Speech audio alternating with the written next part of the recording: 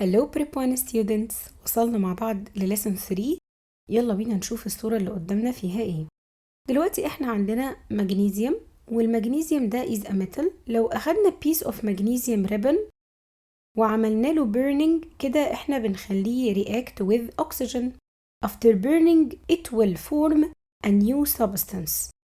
New substance totally differ in its property from its reactants. طيب احنا قلنا شوية كلمات محتاجين نعرف معناهم مع بعض دلوقتي. الأول كده احنا قلنا ان احنا عندنا قطعة من المغنيسيوم وهنخليها تعمل رياكت مع الأكسجين. اللي حصل قدامي ده اسمه chemical reaction، والchemical reaction بيتكون من جزئين. جزء عبارة عن substances that react with each others اللي هما المغنيسيوم والأكسجين، والجزء التاني هو البرودكت الريزلت اوف ذس رياكشن، يعني نتيجة الرياكشن اللي حصل ده احنا حصلنا على ايه او ايه الناتج بتاعنا. ده كده بيكون اسمه برودكت. ايه اللي خلاني اقول ان اللي حصل هنا is a chemical reaction اصلا؟ اللي خلاني اقول كده ان الريزلت او البرودكت اللي طلع عندي هي substance totally differ in its property from its reactants. يعني الحاجة اللي طلعت في الاخر دي شايفين شكلها عامل ازاي؟ هي عبارة عن وايت باودر، والوايت باودر ده ما كانش موجود في الأول الرياكشن خالص. ده كده ببساطة يعني ايه كيميكال رياكشن. طيب الدرس بتاعنا هيتكلم فيه عن ايه؟ احنا محتاجين نعرف لما نيجي نشاور على المغنيسيوم نقول له ايه. يعني المغنيسيوم ده is considered as ايه؟ المغنيسيوم ده is an element. حلو جدا، وعدى علينا كده او شفناه في المودرن periodic table في الدرس اللي قبل كده. طيب بالنسبة للأكسجين، الأكسجين also is considered as element. يبقى أنا دلوقتي استخدمت كلمة element، ودي مش أول مرة نسمعها. احنا عارفين من الدرس الأولاني إن في حاجة موجودة في النيتشر اسمها elements، لكن النهاردة الجديد إن أنا محتاج أعرف scientifically ال definition of element. simple pure form of matter، أبسط حاجة خالص من أشكال الماتر. and cannot be dissociated into simpler form either by physical or chemical methods. هو كده خلاص دي أبسط صورة أو أبسط شكل من أشكال الماتر، ومفيش أبسط من كده. مفيش حاجة أبسط من الأكسجين مهما أثرت عليها بأي شكل من الأشكال هيديني أكسجين في الآخر برضو. المغنيسيوم نفس الموضوع. What about المغنيسيوم أكسايد الريزلت اللي طلع معايا ده؟ قبل ما نتكلم عليه خلينا ناخد مثال مشابه ليه تماما. ان انا لو جبت ميركوري، لو عندي ميركوري والميركوري is an element، احنا اخدنا كلمة ميركوري دي اصلا في الدرس اللي فات وعارفينه. الميركوري is a liquid metal، ده شكله، ولما بنعمل له رياكت مع الاكسجين بنفس الطريقة بيديني برودكت اسمه ميركوريك اوكسايد. الميركوري as an element او as a metal في الاول خالص بيبقى لونه سيلفر، لكن الميركوريك اوكسايد بيبقى لونه ريد. هنا اللي حصل عندي برضو a chemical reaction. أنا دلوقتي لما أجي أشاور على الميركوري أو أشاور على الأكسجين هقول لهم إيه؟ هنادي عليهم وأقول لهم element. ده نوعهم، علشان هو ده simple pure form of matter that cannot be dissociated into simpler form either by physical or chemical method. نفس الديفينيشن اللي احنا قلناه. تعالوا نقرب كده شوية على الميركوري والأكسجين ونشوفهم كده عن قرب أكتر. لما جيت أبص على الميركوري هي عبارة عن اتومز كده جنب بعضها مرصوصة. طب الأكسجين لما اجي أبص عليه هنلاقي إن هي مش اتوم واحدة، دول اتنين، اسمه أكسجين موليكول، يعني O2. طيب هما اتنين ليه؟ ما ينفعش يبقوا واحد؟ يعني ما ينفعش الأكسجين ده تبقى دايرة واحدة بس؟ هي دايرة واحدة بس لما نشاور عليها تبقى اتوم، إنما الأكسجين موليكول اللي ربنا سبحانه وتعالى خلقه حوالينا في الهواء ده موجود في شكل اتنين اتوم كده ماسكين مع بعض. الاتنين element، وانا دلوقتي ملاحظ ان الاليمنت ده فيه منه انواع، ودي حقيقة فعلا. الاليمنت ده ممكن يبقى عبارة عن اتوم واحدة بس فبنسميه مونو اتوميك. احنا بقينا شاطرين بقى وبنعرف نسمي الحاجات، وهنعرف مونو اتوميك يعني ايه. مونو يعني 1، واتوميك جاي من كلمة اتوم، يبقى كلمة مونو اتوميك element معناه ان الاليمنت ده consists of only one atom. طبعا هما كتير جنب بعض، لكن هو as an element هي لما اجي ابص على المولكيول بتاعه عبارة عن اتوم واحدة بس. الاكسجين بقى يلا قولوا لي كده هنسميه ايه؟ داي اتوميك. داي يعني 2، واتوميك جاي من كلمة اتوم يبقى 2 اتومز.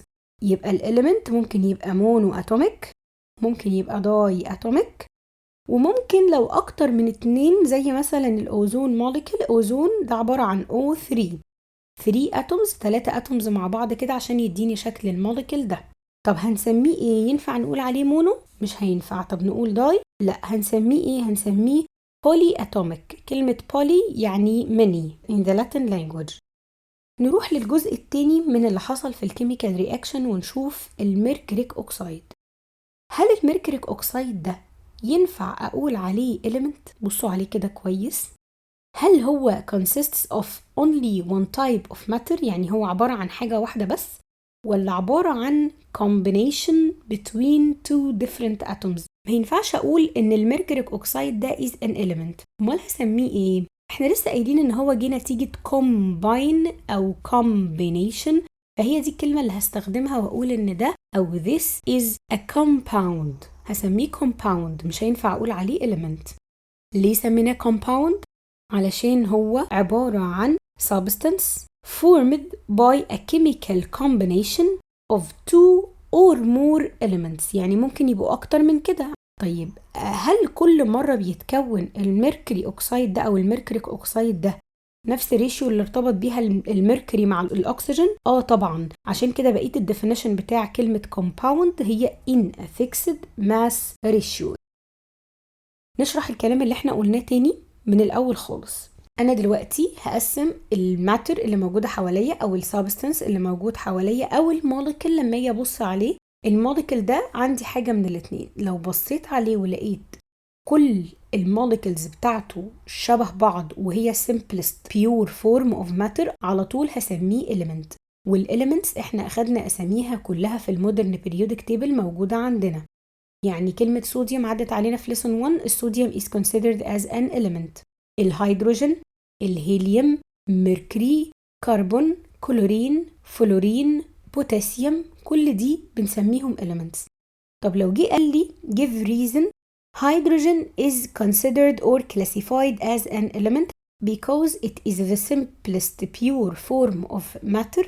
It cannot be dissociated into simpler form by using physical and chemical methods. هنكتب الديفينيشن بتاع الاليمنت. لما يقول لي ليه ده element هقول له علشان، واكتب الديفينيشن بتاع الاليمنت. وكمان الاليمنت ده ممكن يبقى مونو اتوميك اور داي اتوميك اور بولي اتوميك. احنا لازم بس نخلي بالنا علشان ان شاء الله في بارت 2 هيبقى معانا اسئله فيها اشكال او فيها رسومات، وهيبقى طالب مني هو ده element ولا compound، فلازم ابقى عارف اميز ما بينهم. لو لقيت اتوم واحده، طبعا مش واحده بس، يعني هما هيبقوا كتير جنب بعض، لكن في الاخر لما اجي ابص عليها هلاقيها واحده لوحدها، يبقى ده كده مونو اتوميك element. طيب لما الاقي 2 بقى زي الاكسجين مثلا مع بعض كده هسميه ايه؟ او الهيدروجين كمان على فكره هقول عليه داي اتوميك element. طب لو لقيت الأوزون الO3 ده هقول عليه بولي اتوميك element. يبقى احنا كده خلصنا كلام عن الاليمنت.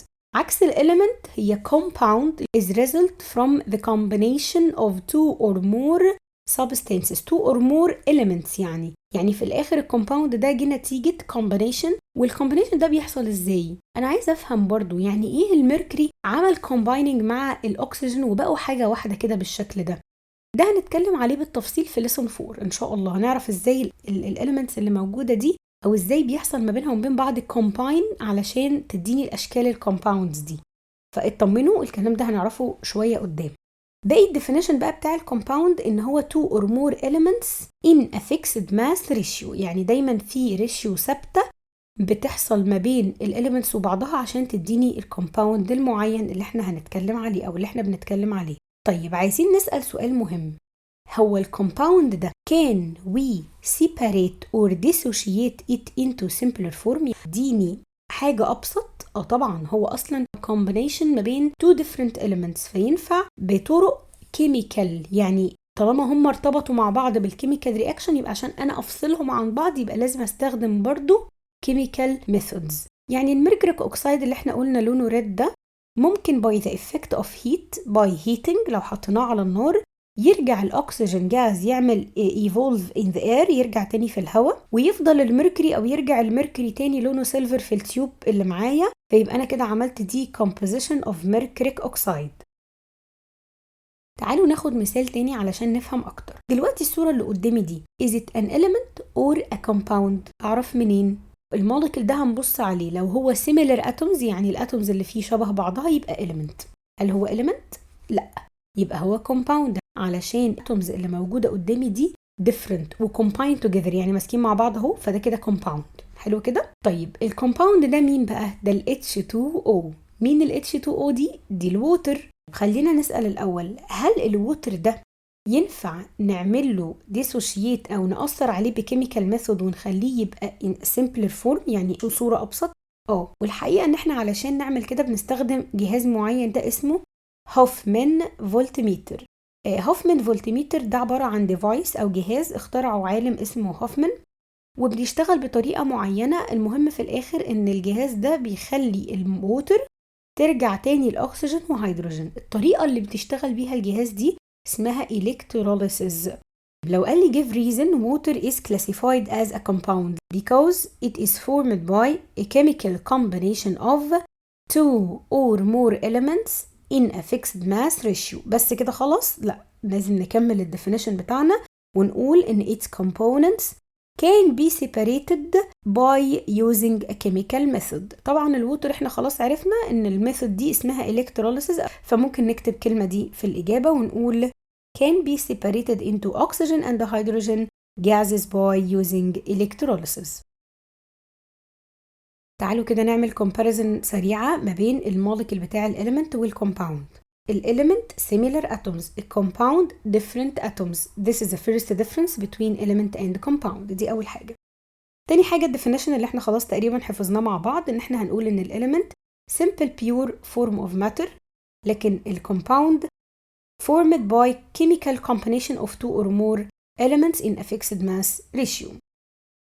تالت فرق ما بين الإليمنت والكومباوند ان الإليمنت its components cannot be separated by physical methods، لكن الكومباوند its components can be separated by chemical methods. آخر حاجة في الفرق ما بين الإليمنت والكومباوند ان الإليمنت ده فيه منه 3 أشكال: monoatomic, diatomic or polyatomic، لكن الكومباوند ده خلاص هو عبارة عن combination، فهنلاقي ان الاتومز فيه ألوانها مختلفة عن بعض. تعالوا نبص على ال3 صور دول ونسأل بعض شوية أسئلة. الصورة الأولانية دي هي عبارة عن ميكس ما بين الووتر وسولت. الصورة التانية أنا جبت رمل وعملت له ميكس أو خلطته بالمية في شكل الكوباية اللي قدامي ده. الصورة التالتة أنا جبت ايرن فايلينجز. الايرن فايلينجز دي اللي هي الباودر بتاعة الاير، يعني جبت حديد بس هو شكله باودر كده وعملت له برضو ميكس مع الساند. هل لما نيجي نشاور على السبستانسز اللي قدامنا دلوقتي دي، هل هي element ولا compound؟ بصوا عليهم كده. طيب مبدئيا كده المية والملح، احنا لسه قايلين ان المية is a compound. تمام، ايوه بس ثانية واحدة، هي المية مش لوحدها على فكرة، هي المية معاها او دايب فيها شوية سولت، ده التيبل سولت اللي هو الملح اللي عندنا في البيت ده عادي. طيب ال NaCl لوحده compound، حلو جدا، والووتر لوحدها compound، بس الكوبايه كلها على بعضها as a substance. الماده دي لما اجي اشاور عليها دلوقتي اقول دي ايه؟ والله مش هينفع نقول عليها compound لان هي فيها حاجات مختلفه معمول لهم ميكس مع بعض. تعالوا نروح كده للصوره اللي بعدها. الصوره اللي بعدها برضو عباره عن ووتر. حلو قوي، الووتر ده عباره عن H2O. طب هو مش ووتر لوحده، هو فيه ساند، مش هينفع اقول عليه compound لان هو ميكس ما بين حاجتين مع بعض. خلينا برضو ماسكين مع كلمه ميكس كده عشان هنحتاجها حالا. نروح للصورة الثالثة. هل ينفع أقول إن الأيرن ده اللي معمول له ميكس مع الساند ده ينفع يبقى كومباوند ولا إليمنت؟ هو الأيرن لوحده is an element. طيب والساند هو معمول له ميكس. أيوة، تعالى بقى ناخد كلمة ميكس دي ونشاور على كل الصور اللي قدامنا دول ونسميهم mixtures. mixtures. كلمة mixture يعني أنا عامل ميكس ما بين حاجتين. الميكستشر is a substance composed of two or more materials or substances that are not chemically combined and their components can be separated by physical methods. ايه بقى الكلام ده بالراحة واحدة واحدة. الميكستشر هو composed of two or more materials. دي سهلة، اجيب ملح في مية، اجيب ساند مع مية، اجيب شوية iron filings يعني باودر بتاع الحديد مع الساند، كده أنا عملت ميكس. سهل الجزء ده من الديفينيشن. يعني إيه they are not chemically combined؟ يعني هما ما ارتبطوش مع بعض الارتباط اللي حصل في الكومباوند، عشان اللي حصل في الكومباوند بالكيميكال رياكشن اللي يخليني اشاور عليهم واقول ان ده كومباوند، هما ما حصلش ما بينهم الكومبينيشن ده. عشان كده احنا قلنا جملة they are not chemically combined، يعني هما مش مرتبطين مع بعض بطريقة كيميكالي. it is just a mix، يعني انا بس just عملت خلطتهم الاتنين جنب بعض من غير ما يرتبطوا ببعض كيميكالي. وده اللي هيخليهم بقى عكس الكومباوند، انه I can separate these components أو their components by a physical method. يعني إيه بقى physical method؟ تعالوا نبدأ كده من الآخر للأول. أنا لما يبقى عندي الميكستشر بتاع أو الميكس اللي ما بين الساند والأيرن فايلنجز، can we separate this mixture؟ هل هي أنا عندي القدرة أو عندي الأدوات اللي تخليني أفصلهم عن بعض تاني؟ ممكن نجيب الماجنت ونعمل حاجة اسمها magnetic separation. لما نقرب الماجنت كده للميكستشر اللي قدامي ده، كل الايرن والاتراكتد تو ماجنت ويفضل تحت الساند، يبقى انا كده عملت سيباريشن. السيباريشن المره دي مختلف عن اللي احنا خدناه في الكيميكال سيباريشن، مختلف عن الهيتنج ومختلف عن الالكتروليسيس. المره دي السيباريشن اسمه فيزيكال سيباريشن ميثود، يعني طريقه بنعمل بيها سيباريت لكن فيزيكالي نوت كيميكالي. طيب مثلا الميكستشر بتاع الساند والووتر ينفع افصلهم عن بعض؟ ينفع ان احنا نعديهم على مصفى، بس مصفى كده علمية شوية مش شبه المصفى اللي عندنا في البيت. الطريقة دي اسمها فلتريشن. فلو عملنا فلتريشن هينزل المية لوحدها ويفضل الساند فوق لوحده، فكده انا عملت سيباريت. وبرضو الطريقة دي فيزيكالي نوت كيميكالي. الميكستشر بقى ما بين الووتر والسولت، خدنا المية والملح دول حطيناهم على النار، عملنا بروسيس اسمها evaporation. فالووتر ايفابوريت يعني تطلع فوق. طب ما انا كده ما فصلتوش، انا كده الميه دي هتروح مني في الهواء. بنعمل بعد الايفابوريشن حاجه تانية اسمها كوندنسيشن، يعني بنرجع نجمع الووتر دي في شكل ليكويد بعد ما اتحولت لجاز، ويفضل السولتس موليكيولز تفضل موجوده لوحدها، ويبقى احنا كده فصلناهم عن بعض. والطريقه دي اسمها evaporation and condensation. نقول الميكستشر تاني. الميكستشر هي substance composed of two or more materials are not chemically combined، وده اللي بيخليهم their components can be separated by physical methods. 3 حاجات. أول حاجة اسمها magnetic separation، تاني حاجة اسمها filtration، وتالت حاجة اسمها evaporation and condensation. طيب أنا عندي ملاحظة كده، والملاحظة دي مهمة جدا في الحتة دي. ممكن لما نعمل ميكستشر الكومبوننتس بتاعته تبقى داخلة في بعضها ومتجانسة، فبنسميها homogeneous mixture. homogeneous mixture بيتجانسوا مع بعض لدرجة ان انا ما بقدرش افرق ما بين الكومبوننتس اللي موجودة فيه، زي التيبل سولت اند ووتر، الكوباية اللي فيها المية والملح اللي احنا دوبناهم مع بعض. لو بصينا في الكوباية انا عيني مش هتشوف المولكيولز بتاعت السولت على فكرة، وده معناه ان الميكستشر ده homogeneous mixture. ايه تعريف الهوموجينيوس ميكستشر؟ هو mixture in which its components cannot be distinguished by eye، مش بقدر اشوفها بعينيا. عكس الووتر ساند ميكستشر their components can be distinguished by eye، فعلشان كده هنسميه heterogeneous mixture. والheterogeneous mixture هو الميكستشر in which components can be distinguished by eye، نقدر نفرق ما بين المكونات بتاعته. هبقى متلخبط ما بينهم، اعمل ايه؟ اعرف ان دايما انا عندي في الديفينيشن تي واحده بس، حرف التي مره واحده بس. يعني ايه؟ لو الميكستشر ده homogeneous، كلمه homogeneous ما فيهاش لتر تي، فhomogeneous دي معناها can't be distinguished by the eye. حلو كده؟ يبقى لازم الديفينيشن بتاعي يجي فيه لتر تي اللي هو can't، I can't. لكن كلمه heterogeneous اللي فيها لتر تي اهو، يبقى ده معناها I can. تمام كده؟ طيب احنا كده خلصنا كلام عن الميكستشر والانواع بتاعته. عكس بقى الميكستشر كل اللي احنا اتكلمنا عليه في الاول او في بداية الدرس، علشان الاليمنت والكومباوند اللي احنا اتكلمنا عليهم دول بنسميهم pure substance. ايه بقى الفرق ما بين البيور والميكستشر؟ دي اخر حاجة هنقولها، وبعدين نجمع كل المعلومات اللي خدناها في سلايد واحدة، والدنيا هتترتب في دماغنا بمنتهى السهولة. ركزوا معايا. الفرق بين الميكستشر والبيور إن الميكستشر هما دايما حاجات different not identical، يعني حاجات مش شبه بعضها بالظبط. لكن البيور بتبقى حاجات identical atoms. يعني ايه identical؟ يعني كلهم زي بعض. ده الفرق بين الميكس والبيور. تعالوا بقى بينا نجمع كل المعلومات اللي احنا أخدناها من أول الدرس في سلايد واحدة بس. الماتر حاجة من الاتنين، يا إما تبقى pure substance يا إما تبقى mixture. لو mixture يبقى أنا عامل ميكس ما بين حاجتين physically مش chemically، يعني مرتبطوش مع بعض، وعشان كده نقدر نعمل separation ما بينهم by a physical methods. وعندي نوعين من الميكستشر اللي هو الهوموجينيوس والهيتروجينيوس.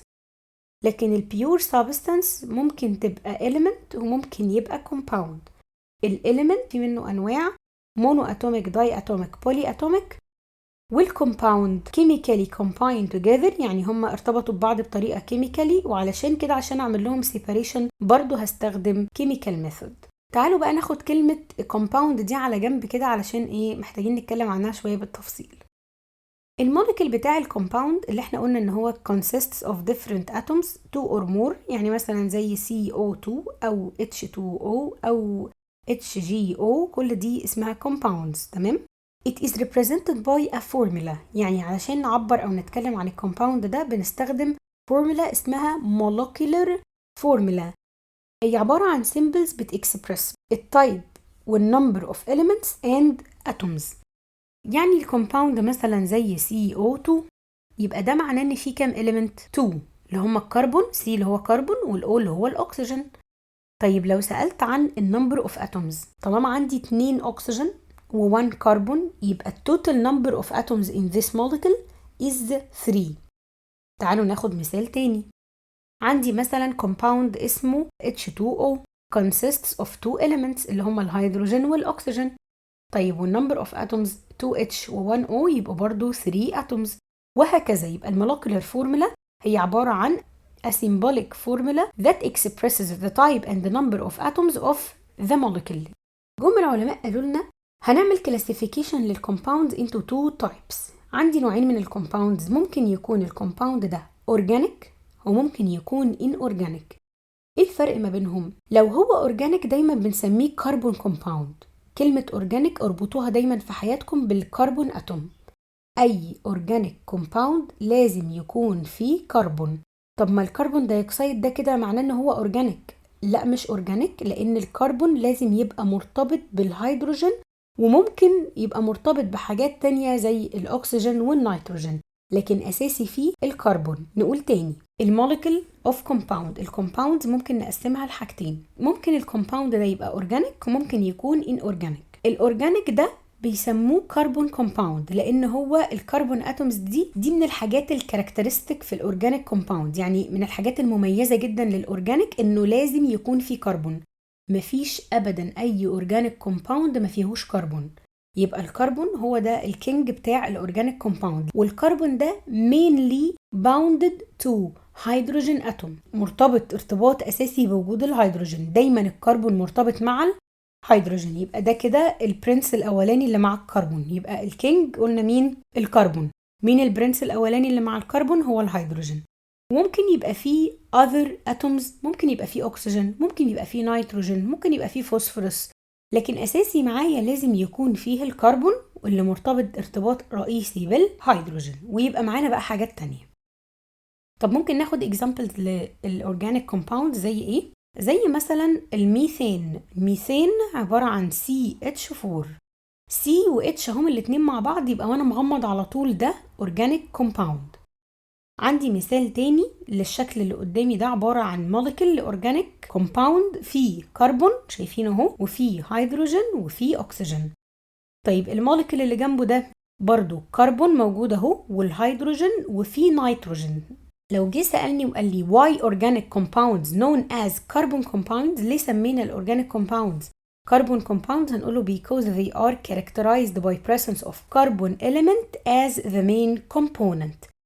طيب inorganic compound بقى هتبقى compounds which contain various elements different elements بقى، ممكن يكون موجود فيها كربون، لكن طالما الكربون مش مرتبط بهيدروجين يبقى ما ينفعش اسميها organic. زي مثلا زي ما قلنا كربون دايوكسيد CO2 ده كده فيه C اهو بس ما معهوش H يبقى ده inorganic. أو مثلا النيتريك أسيد HNO3 عبارة عن هيدروجين ونيتروجين وأكسجين ومفيش عندي كربون يبقى ده على طول inorganic. النمبر of atoms in a single molecule of some organic compound بعض الأورجانيك كومباوند عدد الأتومز فيه ممكن يوصل ل several thousand many thousand يعني ألافات من الأتومز جنب بعضها. عندي 3 أمثلة. بلاستيك بوليمر، كلمة بوليمر يعني ميني، البوليمر بتاع البلاستيك فبيبقى فيه عدد كبير جدا من الأتومز في الموليكول الواحد.